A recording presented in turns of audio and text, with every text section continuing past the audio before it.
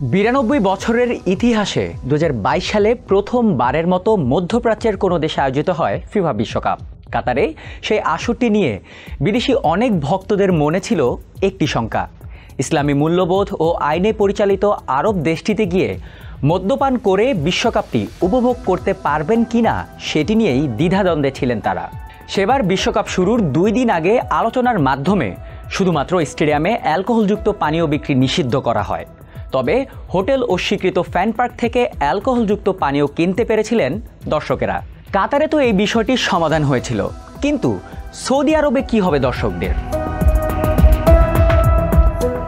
2034 FIFA বিশ্বকাপের আয়োজক দেশ সৌদি আরব। সেখানে দর্শক ও ভক্তদের বিশ্বকাপে মদ্যপান করতে দেওয়া হবে না বলে জানিয়েছেন ইংল্যান্ডে নিযুক্ত সৌদি আরবের রাষ্ট্রদূত প্রিন্স খালিদ বিন বান্দার আল সৌদ।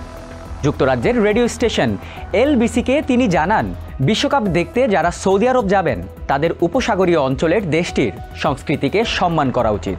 বিশ্বকাপ চলাকালীন সৌদি আরবের কোথাও মদ বিক্রি করা হবে না, এমনকি হোটেলেও না। 2024 সালের ডিসেম্বরে অনুষ্ঠিত ভার্চুয়াল ফিফা কংগ্রেসে সদস্য দেশগুলোর ভোটে 2034 বিশ্বকাপের আয়োজক হিসেবে নির্বাচিত হয় সৌদি আরব। এরপর থেকেই উঠছে নানান প্রশ্ন, তার মধ্যে একটি এই অ্যালকোহলযুক্ত পানীয় বিক্রির বিষয়টি। সেটি নিয়ে সৌদি রাষ্ট্রদূত আরও বলেন, এই মুহূর্তে সৌদিতে অ্যালকোহল নিষিদ্ধ, আর অ্যালকোহল ছাড়া অনেকভাবেই খেলা উপভোগ করা যায়। এটা শতভাগ প্রয়োজনীয় নয়। আপনি পান করতে চাইলে সেটা দেশ ছাড়ার পর, কিন্তু এই মুহূর্তে অ্যালকোহলের অনুমোদন নেই।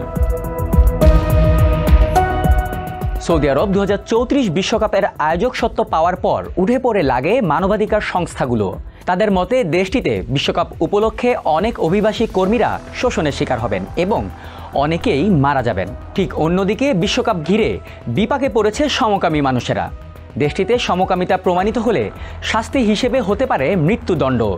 এ বিষয়ে সৌদি রাষ্ট্রদূত আরও বলেন, সৌদিতে আমরা সবাইকে বরণ করে নেব। এটা সৌদির আসর নয়, এটা বৈশ্বিক আসর। যারা আসতে চান বৃহত্তর দৃষ্টিকোণ থেকে আমরা সবাইকে বরণ করে নেব। তবে বিশ্বকাপ উপলক্ষে কাতারের মতো সৌদি আরবের এসব নিয়মও শেষ মুহূর্তে বদলে যায় কিনা সেটি এখন দেখার বিষয়।